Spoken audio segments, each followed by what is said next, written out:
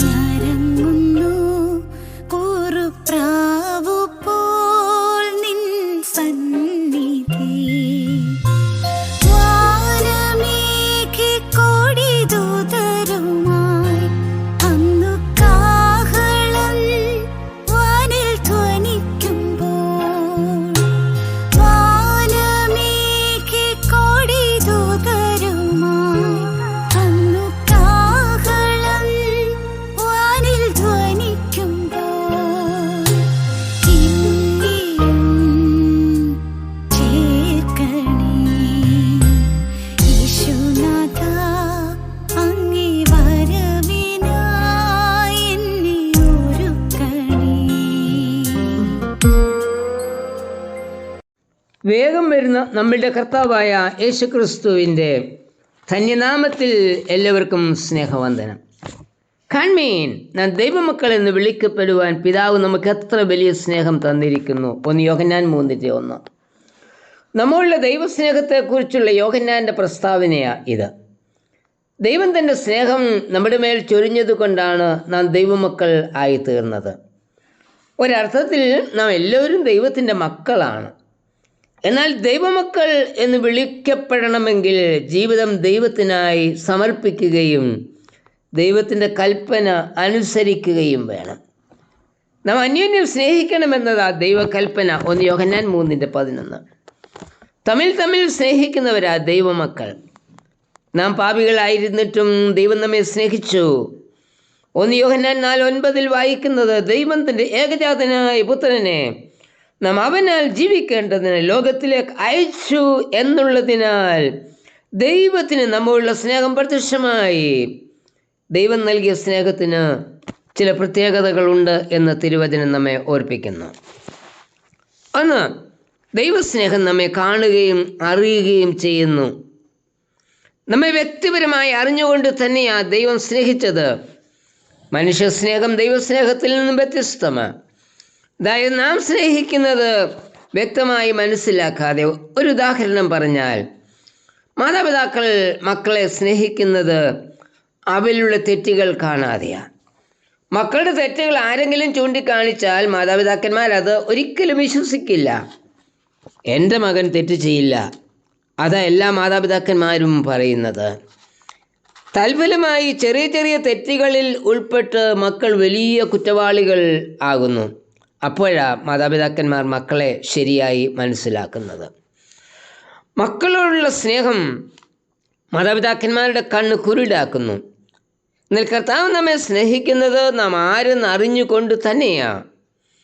റോമർ 5:8 ഇപ്രകാരം പറഞ്ഞിരിക്കുന്നു, ക്രിസ്തു നാം പാപികളായിരിക്കുമ്പോൾ തന്നെ നമുക്ക് വേണ്ടി മരിക്കുകയാൽ ദൈവം തനിക്ക് നമ്മളുടെ സ്നേഹത്തെ പ്രദർശിപ്പിക്കുന്നു. നാം പാപികൾ എന്നറിഞ്ഞുകൊണ്ട് തന്നെയാണ് അവൻ നമ്മെ സ്നേഹിച്ചത്. കുറവുകളെ കണ്ടിട്ടും അവയൊന്നും കണക്കിടാതെ ആ ദൈവം നമ്മെ സ്നേഹിച്ചത്. നമുക്ക് വേണ്ടി തൻ്റെ പ്രാണനെ നൽകിയ അവൻ സ്നേഹിച്ചത്. 1 യോഹന്നാൻ 3:16. ദൈവം നമ്മെ ഇങ്ങനെ സ്നേഹിച്ചുവെങ്കിൽ നാമും നമ്മുടെ സഹോദരങ്ങളുടെ കുറവുകളെ കണക്കിടാതെ അവരെ സ്നേഹിക്കണം എന്ന് കർത്താവ് നമ്മെക്കുറിച്ച് ആഗ്രഹിക്കുന്നു. 2, ദൈവസ്നേഹം അന്വേഷിച്ചു വരുന്ന സ്നേഹമാണ്. 100 ആടുള്ള ഇടയൻ അതിലൊന്നിനെ കാണാതെ പോകുമ്പോൾ 99നെയും വിട്ടേച്ച് കാണാതെ പോയതിനെ മലകളിൽ ചെന്ന് അന്വേഷിച്ച് കണ്ടെത്തുന്ന സ്നേഹം തന്നെയാണ് ദൈവത്തിൻ്റെ സ്നേഹം. 99നെയും വിട്ടേച്ച് പോന്നു എന്ന് പറയുന്നത് കൊണ്ട് അവയെ സ്നേഹിക്കാതിരിക്കുന്നില്ല. ആരും നശിച്ചു പോകണമെന്ന് കർത്താവ് ആഗ്രഹിക്കുന്നില്ല. ചുങ്കം പിരിവുകാരനായ സക്കായിയെ തേടി കാട്ടത്തിയുടെ ചുവട്ടിൽ ചെല്ലുന്ന ദൈവസ്നേഹം എത്ര വലിയതാണ്. ലൂക്കോസ് 19:1-14 വരെ. പാപിനിയായ ശമരി സ്ത്രീ അന്വേഷിച്ച് നട്ടുച്ചയ്ക്ക് കിണറിനടുത്തേക്ക് ചെന്ന ദൈവസ്നേഹം എത്ര ഉന്നതമാണ്. യോഹന്നാൻ 4:5-11 വരെ. കർത്താവ് പറയുന്നത്, ഞാൻ നീതിമാന്മാരെയല്ല പാപികളെ അത്ര രക്ഷിപ്പാൻ വന്നത്. മത്തായി 9:13. തേടി വരുന്ന ദൈവസ്നേഹം. ഈ സ്നേഹത്തിൻ്റെ വെളിപ്പെടുത്തലാണ് യേശുക്രിസ്തുവിൻ്റെ ജഡാവതാരം. മനുഷ്യനായി ഭൂമിയിൽ അവതരിച്ച കർത്താവ് തൻ്റെ ജീവൻ ക്രൂശിൽ യാഗമായി നൽകിയ സ്നേഹം പ്രദർശിപ്പിച്ചത്. ദൈവം പാപിയായി എന്നെ സ്നേഹിച്ചതുകൊണ്ട് മാത്രമാണ് ഒരു ദൈവവൈതലായി ഞാൻ തീർന്നത്. അവൻ്റെ തേടി വന്ന സ്നേഹത്തിന് നമുക്ക് നന്ദി പറയാം. 3. ദൈവസ്നേഹം പാപിയെ സ്നേഹിച്ച് പാപത്തെ ക്ഷമിച്ച് രക്ഷയിലേക്ക് നയിക്കുന്ന സ്നേഹമാണ്. നട്ടുച്ചയ്ക്ക് കിണറിനടുത്ത് ചെന്ന ദൈവസ്നേഹമാണ് പാപിയായ സ്ത്രീയെ രക്ഷയിലേക്ക് നയിച്ചത്. സ്ത്രീയുടെ സാക്ഷ്യം, ഞാൻ ചെയ്തതൊക്കെയും എന്നോട് പറഞ്ഞ ഒരു മനുഷ്യനെ വന്ന് കാൺമീൻ. യോഹന്നാൻ 4:29. കാട്ടത്തിയുടെ ചുവട്ടിൽ ചെന്ന് അതിൽ നിന്ന് വിളിച്ച് താഴെ ഇറക്കി കുടുംബത്തെ മുഴുവൻ രക്ഷയിലേക്ക് നയിച്ച ദൈവസ്നേഹമാണ് കർത്താവിൻ്റെ സ്നേഹം. തീത്തോസ് 2:14 പറയുന്നത്, അവൻ നമ്മെ സകല അധർമ്മത്തിൽ നിന്നും വീണ്ടെടുത്ത് സൽപ്രവർത്തികളിൽ ശുഷ്കാന്തി കാണിച്ചുള്ള ഒരു സ്വന്തം ജനമായി തനിക്ക് ശുദ്ധീകരിക്കേണ്ടതിന് തന്നെത്താൻ നമുക്ക് വേണ്ടി കൊടുത്തു. ജീവൻ നൽകി പാപത്തിൽ വീണ്ടെടുത്ത് നമ്മെ ദൈവമക്കളാക്കി തീർത്ത ദൈവസ്നേഹം. ഈ സ്നേഹത്തിന് മുൻപിൽ നമ്മെ തന്നെ നമുക്ക് സമർപ്പിക്കാം. എങ്കിൽ നമ്മുടെ കുറവുകളെ ഒന്നും കണക്കിടാതെ സ്നേഹിച്ച് നമ്മെ നിത്യരക്ഷയിലേക്ക് അവൻ നടത്തും. കർത്താവേ, എൻ്റെ പാപത്തെ ഓർക്കാതെ അവയെല്ലാം ക്ഷമിച്ച് ദിവ്യമായ സ്നേഹത്താൽ നിത്യരക്ഷയിലേക്ക് എന്നെ നടത്തുന്ന ദൈവസ്നേഹത്തിനായി സ്തോത്രം. ആമേൻ.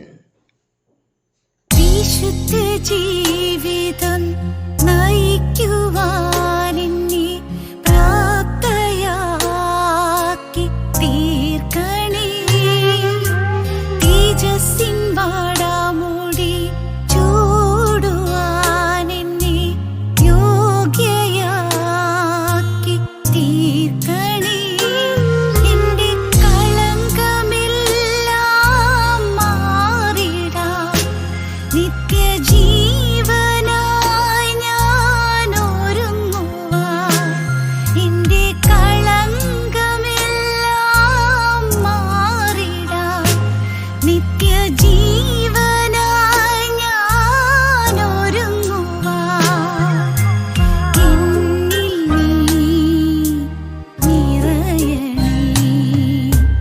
യേശുനാഥാ, അങ്ങേ വരവിൽ